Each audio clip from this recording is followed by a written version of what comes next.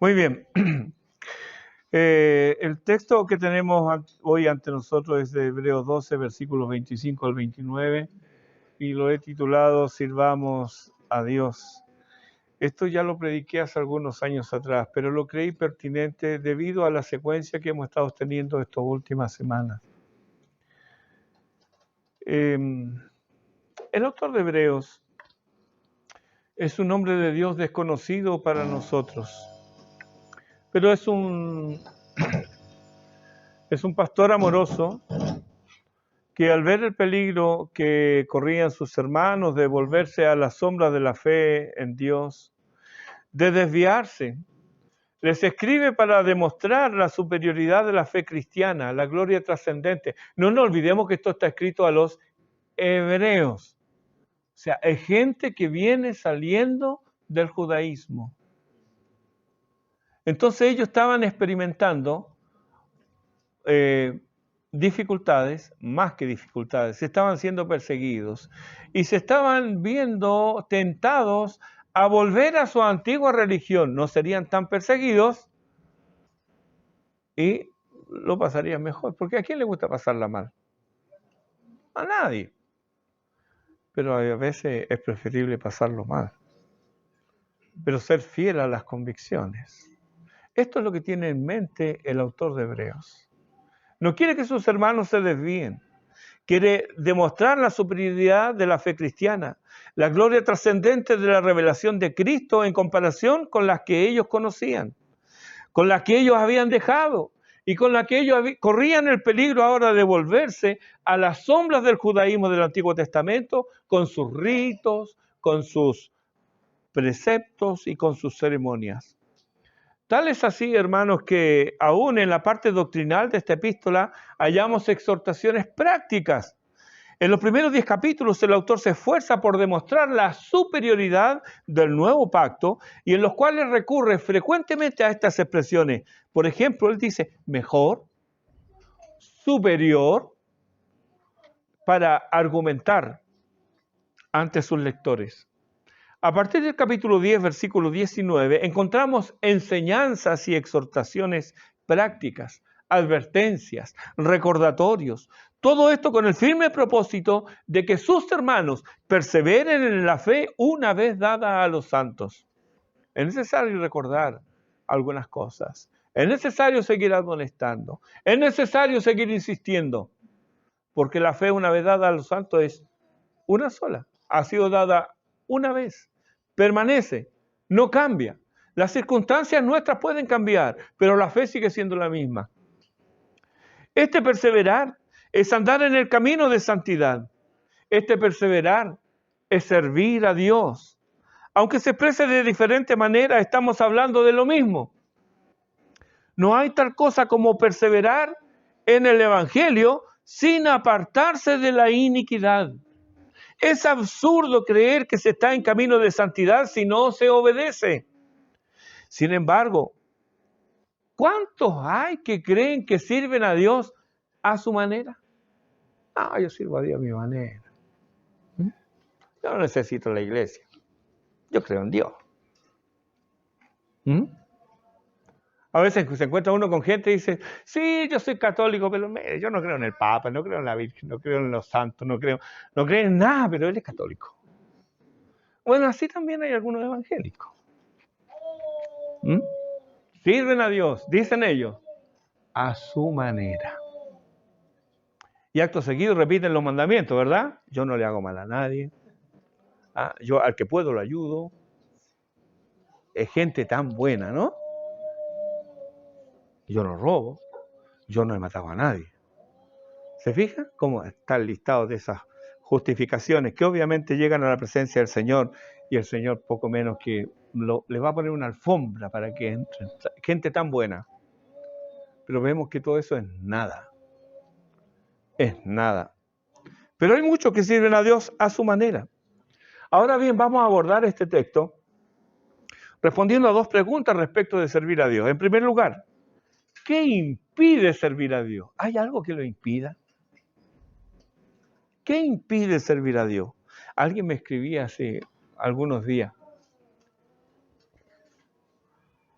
¿Por qué cuando yo quiero servir a Dios, acercarme a Él y tener comunión con Él, como que vienen más problemas? No es solamente la persona que me escribió. ¿A ustedes también les pasa? Sí, a mí también me pasa. ¿Por qué? Pasa eso. Hasta dan ganas de decir, no me voy a acercar tanto a Dios para no tener tantos problemas. Pero uno sabe que eso no puede, porque el anhelo del alma, el anhelo del que es creyente es agradar a su Señor. Y uno anhela acercarse y vivir cada día más cerca de Él. Pero cuanto más fuerte es esa determinación, más oposición se experimenta. ¿Por qué pasa eso? En segundo lugar, ¿cómo sé que estoy sirviendo a Dios? No me estaré engañando. Bueno, vamos a responder entonces la primera pregunta. En primer lugar, ¿qué impide servir a Dios? Aquí la palabra clave en el texto nuestro, ¿cierto? Que leímos en Hebreos capítulo 12, los versículos 25 al 29. La palabra clave aquí es rechazo. Y este rechazo es triple. Tenemos rechazo de la palabra, rechazo de la historia y rechazo de la profecía. Dice el autor sagrado en el versículo 25, mirad que no desechéis al que habla. ¿Quién habla aquí? Es Moisés. O también uno podría decir, es Dios.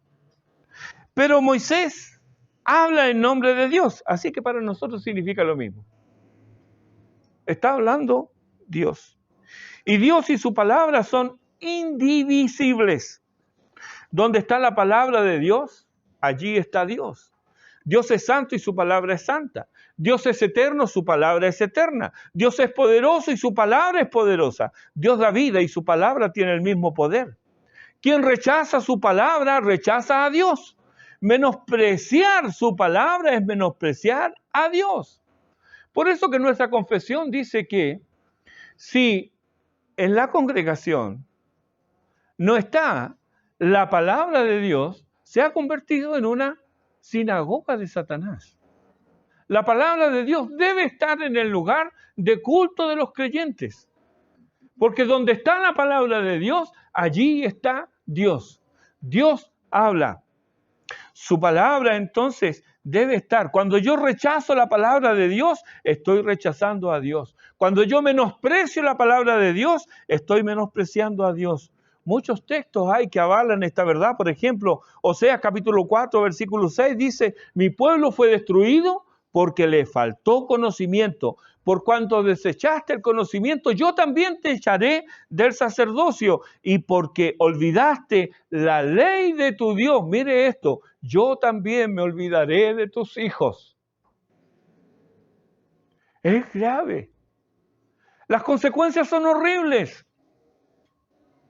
Nehemías capítulo 9, versículos 29 y 30.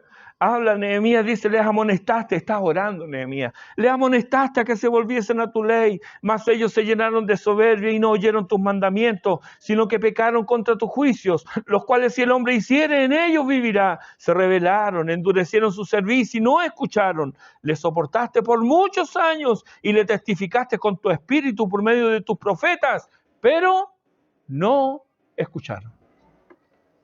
No escucharon. Sí, hermanos. Despreciar la palabra de Dios es rechazar a Dios. ¿Crees acaso que sirves a Dios porque cumple con ciertos ritos, con obligaciones y preceptos?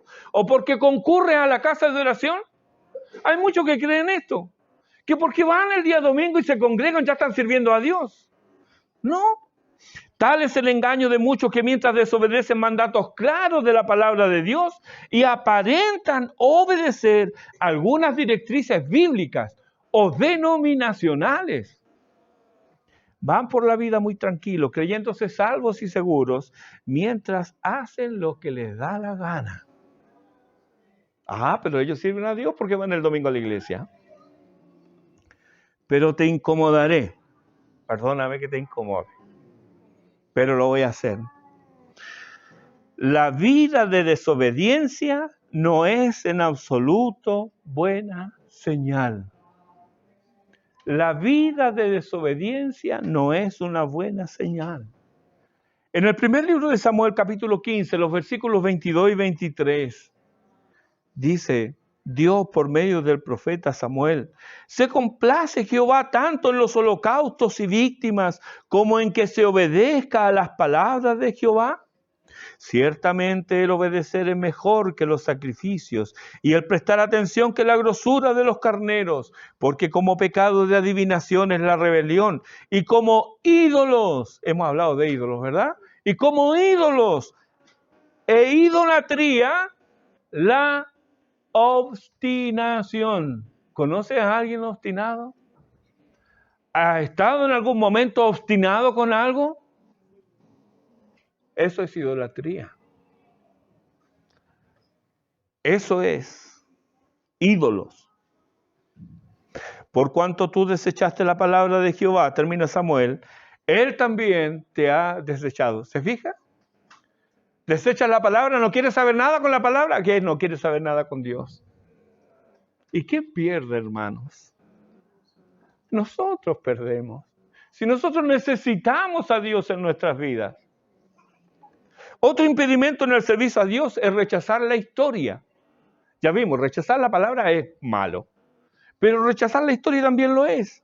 Ignorar la historia, pasarla por alto. El versículo 25 dice: porque si no escaparon aquellos que desecharon al que los amonestaba en la tierra, mucho menos nosotros si desecharemos al que amonesta desde los cielos. Aquí el autor les llama a considerar eventos históricos registrados y preservados en la palabra de Dios. Debían atender estas historias y sacar provecho de ellas. Dios se manifestó en la historia del hombre. Él apareció en la historia.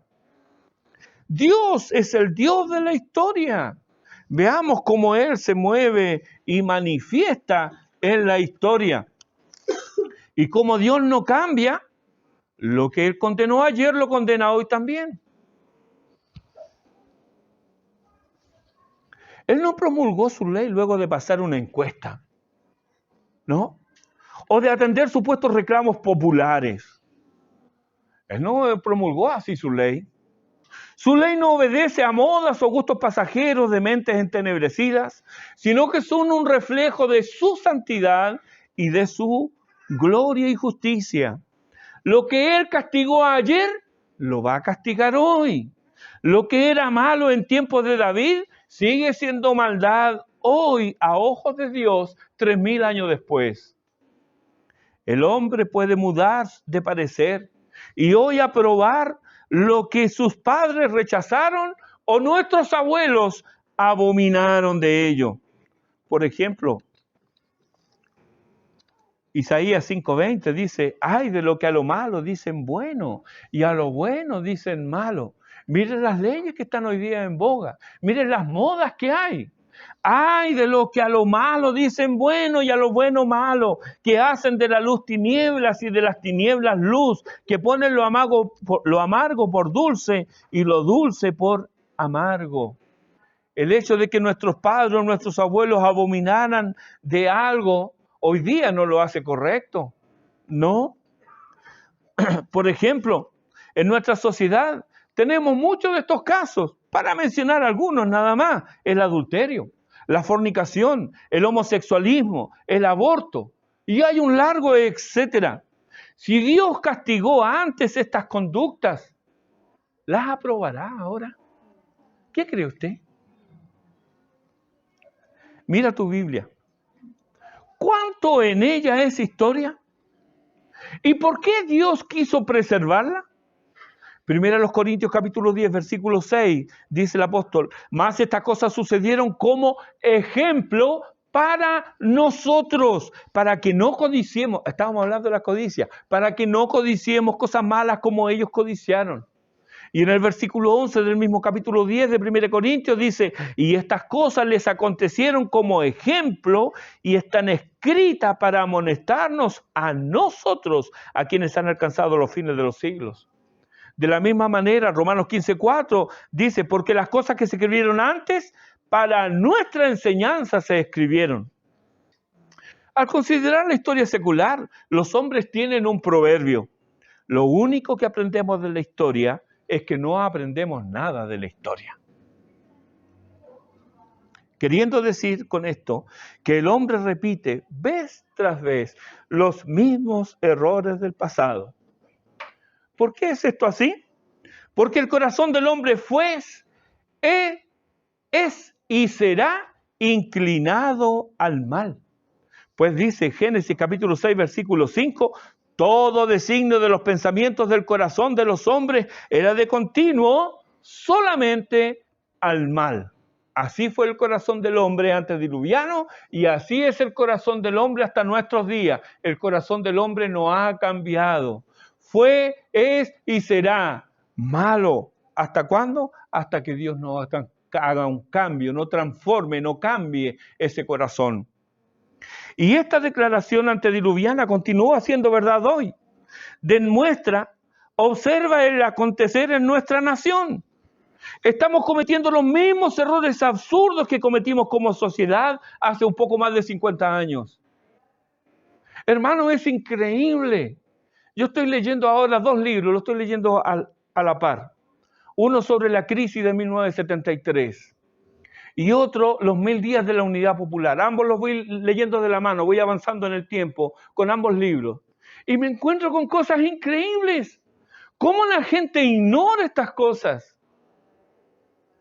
Si no nos tienen que decir, mire, si usted hace esto y esto va a pasar esto. No nos tienen que decir eso. Ya pasó. Es lo que está pasando, pero seguimos repitiendo los mismos errores. Seguimos creyendo las mismas tonteras.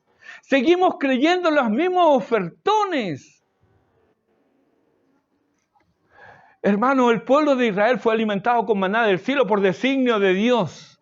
No porque ellos dijeron, no queremos trabajar, queremos maná. No. Y aún así, ellos debían recolectar cada día el alimento suficiente para un día.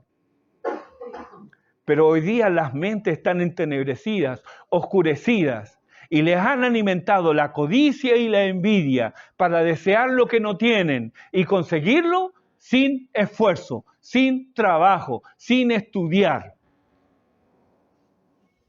¿Eso queremos? Para allá vamos. Eso pasó antes, sigue pasando hoy día. No hemos aprendido nada. Le dije a alguien hace unos días, mira, nos merecemos los gobernantes que tenemos. Nos lo merecemos. ¿Por qué? Porque no aprendemos de la historia. ¿Cuánto sufrimiento, cuánto dolor soportó nuestro país durante tantos años? Si fue algo aflictivo, pero no comenzó el 73. Vea las declaraciones, por ejemplo, de partidos políticos de los años 65, 67. Incitando a la violencia. Incitando a destruir a las Fuerzas Armadas. Hermano, ¿en qué cabeza cabe? Y eso pasó en nuestro país. En Puente Alto teníamos el regimiento de alta montaña. Enfrente está todavía el molino de Puente Alto. El regimiento ya no está ahí. Estaba el molino. Y en toda la esquina de Conchitoro con Balmaceda, en el molino, ahí habían levantado algo. Y desde ahí, un sin cerebro disparó a la guardia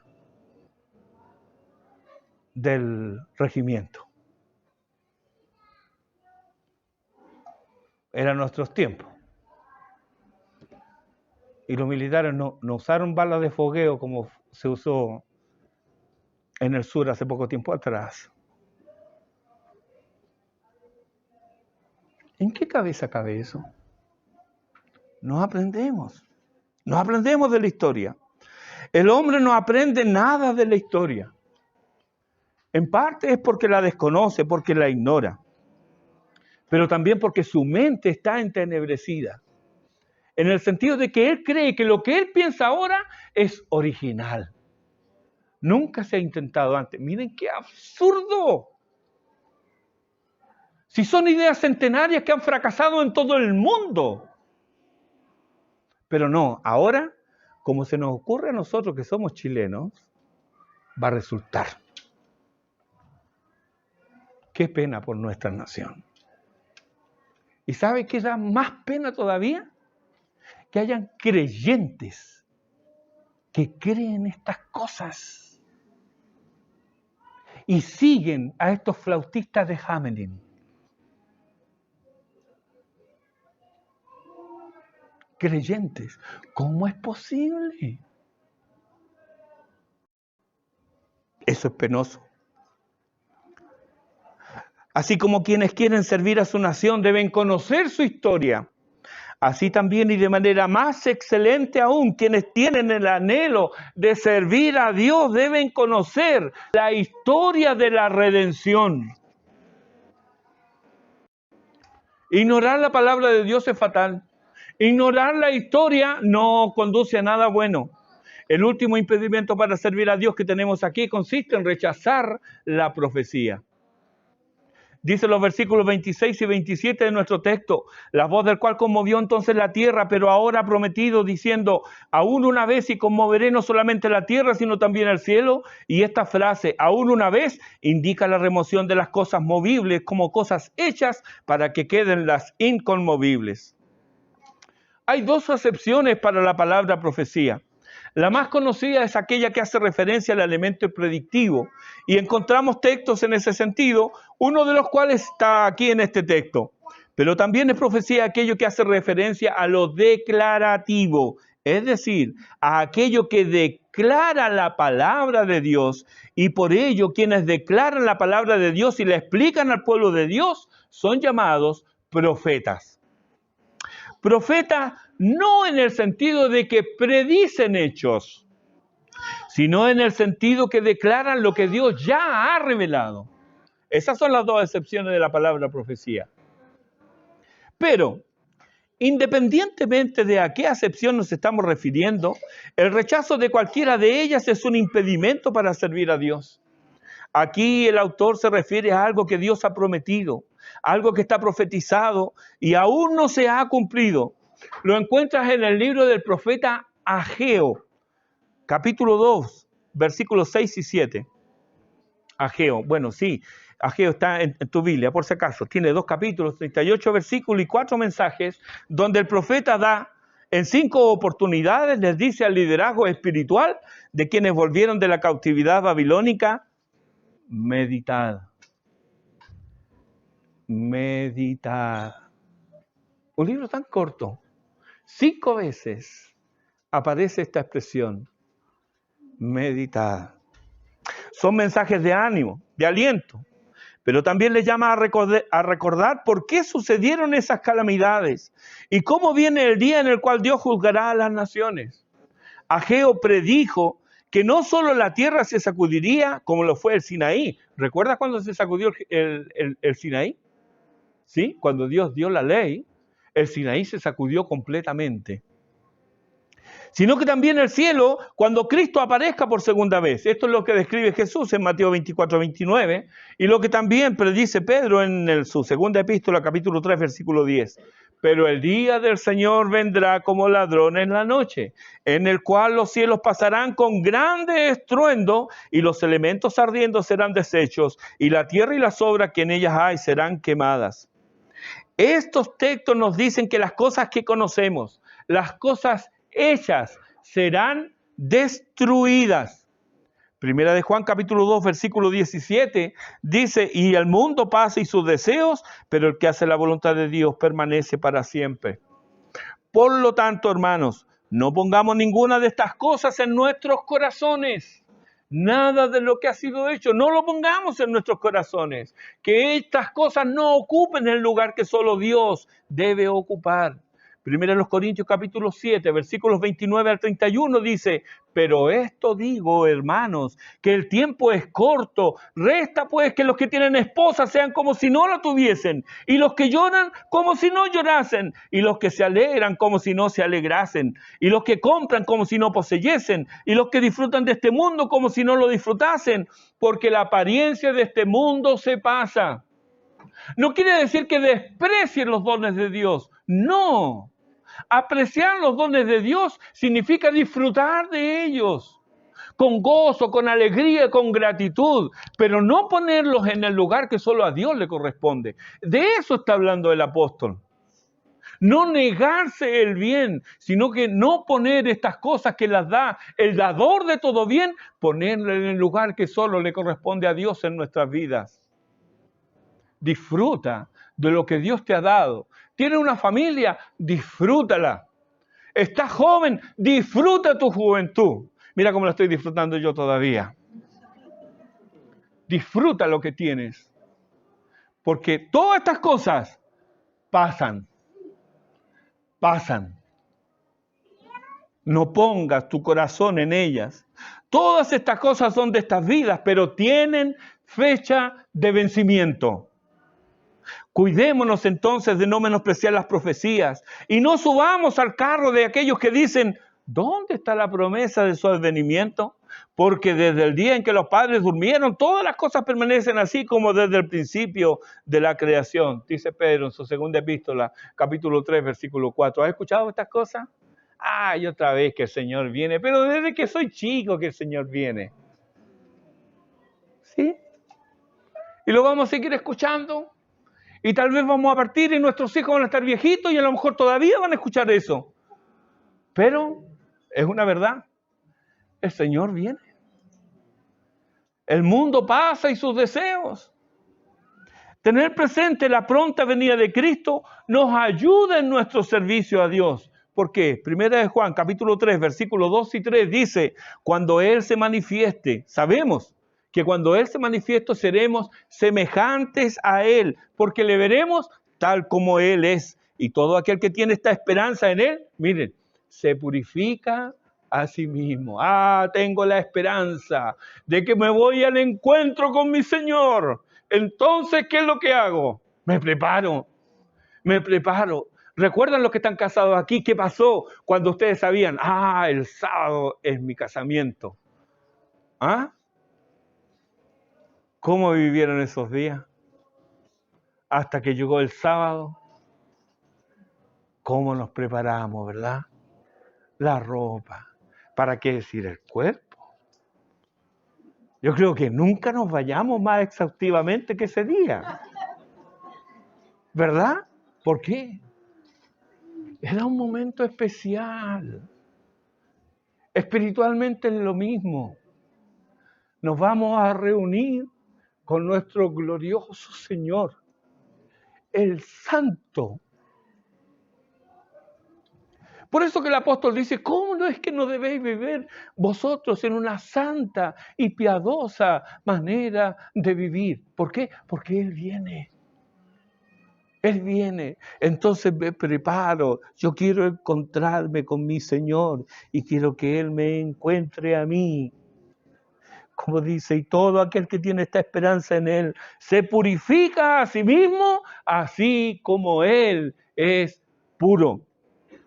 Hermano querido, 1 Timoteo capítulo 5, versículo 20 dice, no menospreciéis las profecías. No rechaces la palabra, no menosprecies la historia, no menosprecies las profecías. 3 cosas que te impiden servir a Dios con limpia conciencia, con sencillez de corazón, con alegría. Jesús, Pablo, Pedro y Juan nos dicen que no pongamos nuestros corazones, no pongamos nuestros afectos en nada del presente siglo, ya que todo será mudado.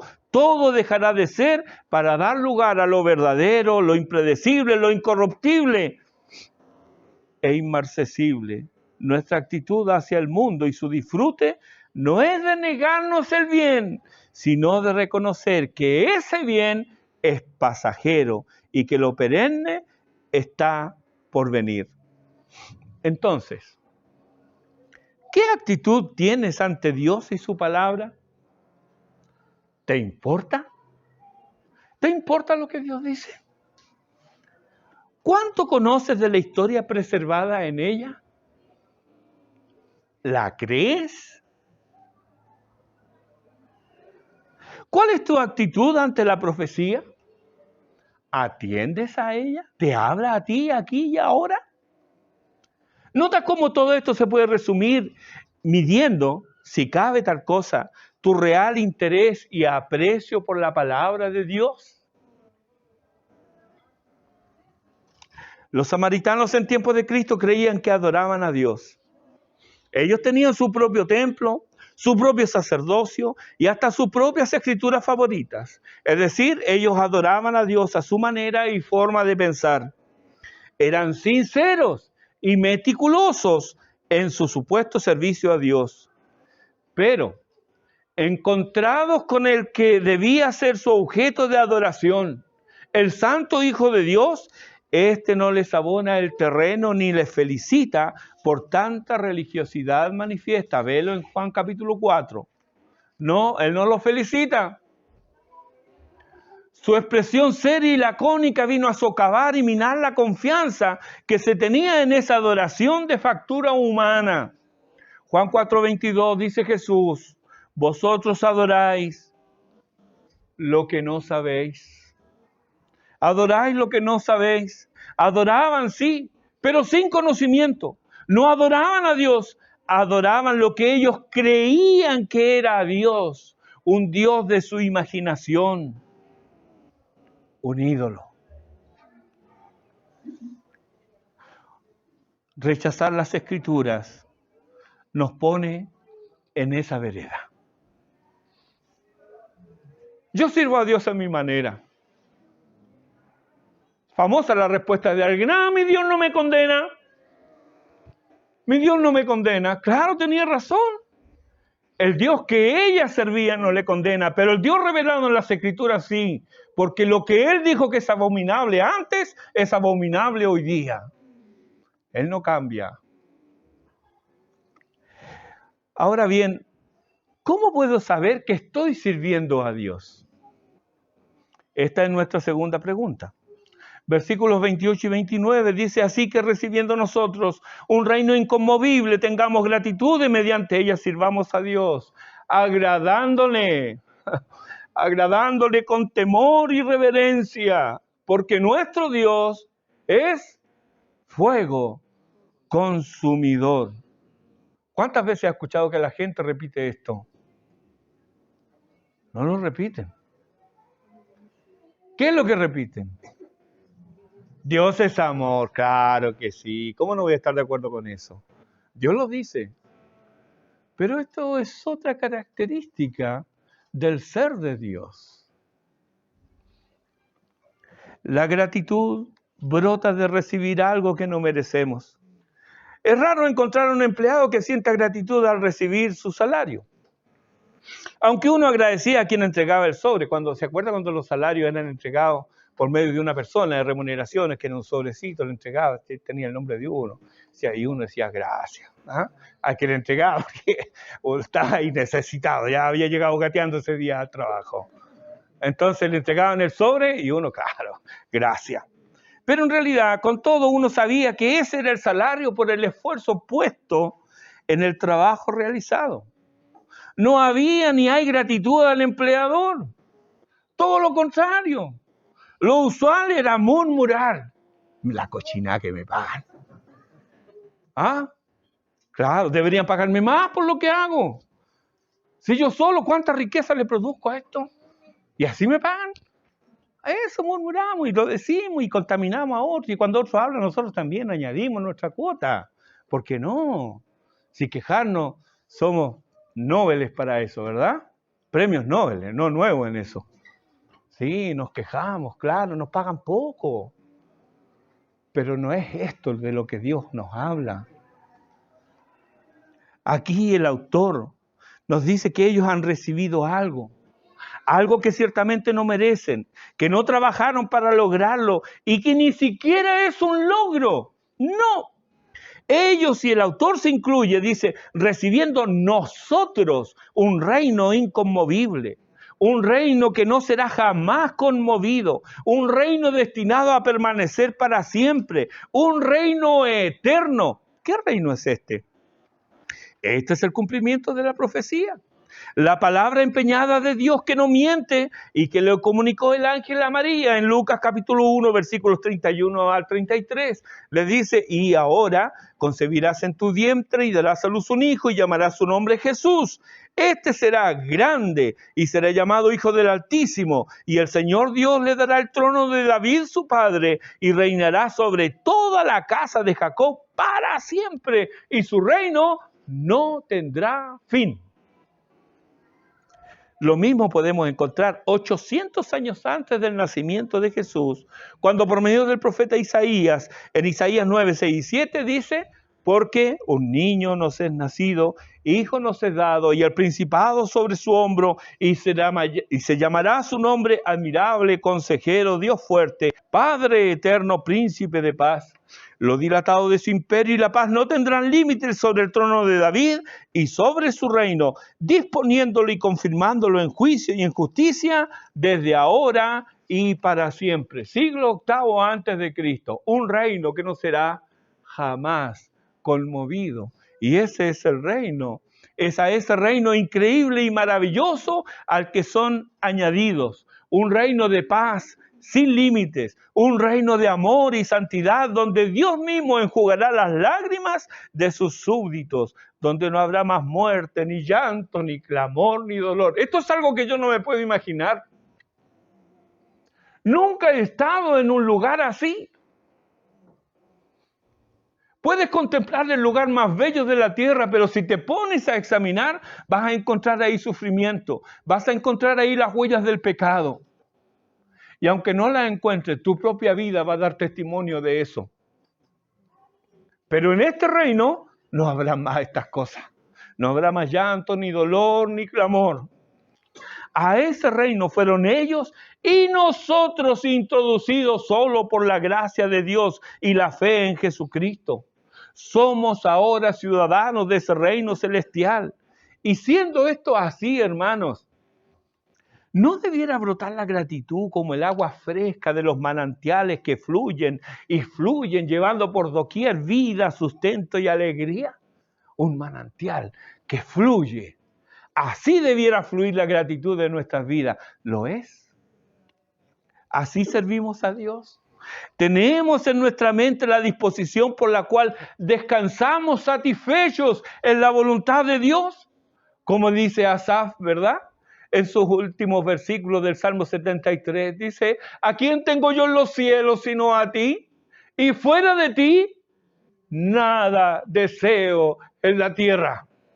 Estoy satisfecho, como lo dice David en otro salmo, como un niño destetado de su madre.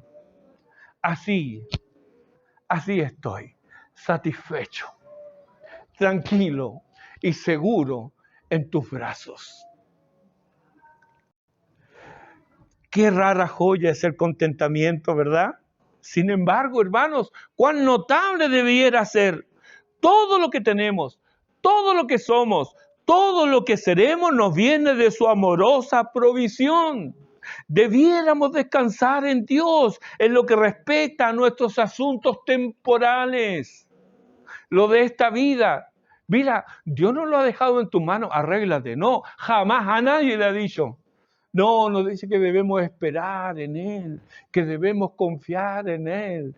Deleítate a sí mismo en Jehová y Él te concederá las peticiones de tu corazón. Gustad y ved, qué bueno Jehová. Dichoso el hombre que confía en Él. Ese es nuestro Dios.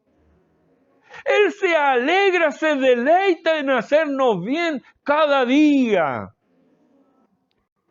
¿Porque lo merecemos? No, porque Él es bueno. Él es bueno.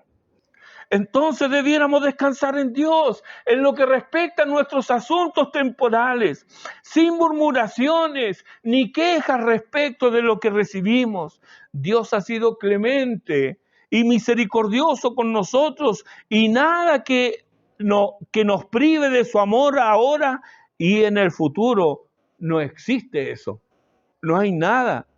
¿No es acaso para vivir con contentamiento? Pero aquí es donde el mundo y nuestra naturaleza pecaminosa se unen para hacernos sentir las limitaciones, las carencias y un deseo siempre creciente de tener más, la inconformidad. Nos olvidamos, como dice el autor de Hebreos en el capítulo 13, ¿verdad? Sean vuestras costumbres sin avaricia, contentos con los que tenéis ahora, porque Él dijo, ¿qué dijo? No te dejaré ni te desampararé. Sí. Aquí es donde el mundo entonces y nuestra naturaleza pecaminosa se unen para hacernos sentir las limitaciones, las carencias y un deseo siempre creciente de tener más. Esto va de la mano con la codicia, con el deseo de tener más, que en Efesios 4:19 se traduce como avidez. Quien así vive no ama a Dios, ama las cosas. Ama las cosas que Dios puede dar, pero en el fondo es un idólatra. No ama a Dios, ama lo que Dios le puede dar. Eso es idolatría. Sin embargo, las Escrituras nos dicen en Hebreos 13:5, como leímos recién, sean vuestras costumbres, es decir, tu vida, tu conducta, sin avaricia, contentos con lo que tenéis ahora, porque Él dijo, no te desampararé ni te dejaré. Considera también 1 Timoteo 6:8, teniendo sustento y abrigo, estemos contentos con esto. Si no hay contentamiento con lo que Dios te ha dado, nada llenará tu corazón. Sí, el tema no es que tu casa es chica, el tema es que eres codicioso. El tema no es que tu marido no te entiende, el tema es que no tienes suficiente con Cristo. Sí. Un reino de paz sin límites, un reino de amor y santidad. Ese es el reino increíble y maravilloso al que somos añadidos, donde Dios mismo enjugará las lágrimas de sus súbditos, donde no habrá más muerte, ni llanto, ni clamor, ni dolor. Ahora bien, la envidia y el orgullo también son enemigos de la gratitud. El envidioso no agradece por lo que tiene, porque sus ojos están puestos no en Dios, sino en la bendición que otro recibe. Y el orgulloso cree que es él y no el otro quien debiera ser así bendecidos. No hay contentamiento ni gratitud cuando hay una preocupación excesiva por la condición material en que nos encontramos. Y aquí entramos en las murmuraciones y quejas. ¿Contra quién? Contra la providencia de Dios. Quien cae en estas trampas olvida que sirve a Dios y comienza a servirse de Dios. La demanda cedió a la gratitud y la soberbia acabó con la incipiente humildad. ¿Qué nos volverá entonces a Dios?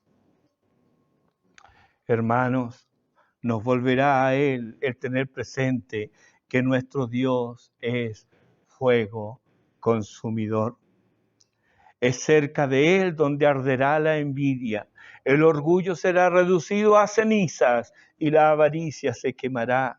Todos y cada uno de estas excrescencias carnales serán reducidas cuando nos acerquemos al Dios vivo y verdadero. Cuando somos conscientes de nuestra redención, cantamos con Moisés y María en Éxodo 15:11. ¿Quién como tú, oh Jehová, entre los dioses? ¿Quién como tú, magnífico en santidad, terrible en maravillosas hazañas, hacedor de prodigios? Así somos. Cuando estamos como conscientes de nuestra redención, al meditar y reflexionar en nuestro Dios Todopoderoso, tal como nos es revelado en las Escrituras, asoma en nosotros el temor y la reverencia que de su gloriosa persona dimana. Además, la sensación de la presencia de Dios nos humilla y nos hace patente nuestra pecaminosidad. Algo extraño nos sucede aquí. Anhelamos su presencia, pero a la vez queremos alejarnos de ella. Nuestro espíritu le anhela y desea, pero a la vez nuestra alma sabe que no está en condiciones de morar en la santidad del Santísimo. ¿Cómo ha resuelto Dios esta paradoja? Porque queremos, pero no queremos. ¿Cómo lo ha resuelto Dios? Bendito sea el Señor, que nos ha dado un mediador. Nos ha dado un mediador, el clamor de antiguo de los hombres, expresado en Job capítulo 33, versículo 23, se hizo realidad en Jesucristo. Ahí Job dice, si tuviese cerca de él algún elocuente mediador muy escogido, que anuncia al hombre su deber. Cuando Pedro experimenta el poder de Dios ante sus ojos en la persona de Jesucristo, él cae de rodillas y exclama, apártate de mí, Señor, porque soy hombre pecador. Nos identificamos con él en esta experiencia desconcertante y humillante, pero Pedro no fue desechado. Pedro no fue intimado a retirarse de su presencia. A pesar de ver la grandeza y santidad de Cristo y con ella ver también su propia pequeñez y pecaminosidad, no es puesto aparte. Como Adán después de la caída y como el pueblo al pie del Sinaí, el primer pensamiento que tenemos es ocultarnos de la presencia perturbadora de su santidad. Pedro no es conminado a irse, no, él oye la palabra de gracia. No temas, no temas. Sí, hermanos, nuestro Dios es de temer, pero estando en Cristo estamos a salvo de su furor y solo recibimos su gracia. No temas. Y no solo eso, nos reafirma en nuestra encomienda, desde ahora serás pescador de hombres. Nos da la encomienda entonces. Antes que podamos ser útiles en el reino de Dios, debemos experimentar nuestra propia inutilidad. Antes de oír la voz, ¿a quién enviaré y quién irá por nosotros? Debemos experimentar la brasa ardiente de su santidad en nuestras vidas. Nuestra culpa debe ser quitada y debemos ser limpios de todos nuestros pecados.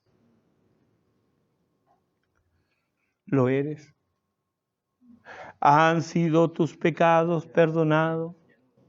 ¿Has tenido un encuentro con el Santo? Querido mío, vas camino a reunirte con Él. No sabes cuándo será, pero ya pasó mediodía. Estás más cerca de tu encuentro con el Señor. Vas a comparecer ante Él. ¿Cómo lo harás? Bendito seas si compareces ante Él en Cristo. Pero si compareces ante Él con toda tu carga de pecado, el fuego de su ira te abrazará por la eternidad. Por lo tanto, ven hoy a Cristo. Ven hoy a Él. Entrégale tu vida y escapa así de la ira venidera. Y mira, no importa cómo haya sido tu vida ayer. No importa en qué estabas hoy en la mañana. No importa. No importa lo que has hecho en los años que han pasado por tu vida. Tal vez quieras hacer un borrón y una cuenta nueva y no has podido. Tal vez muchas veces has dicho, no, esta es la última vez que lo hago, nunca más. Pero otra vez, como eres esclavo del pecado, vuelves a caer en lo mismo. Y dice, ¿hay solución para esto? ¿Tengo escapatoria acaso? Quiero decirte lo siguiente. Jesucristo dice, al que a mí viene, yo no le echo fuera.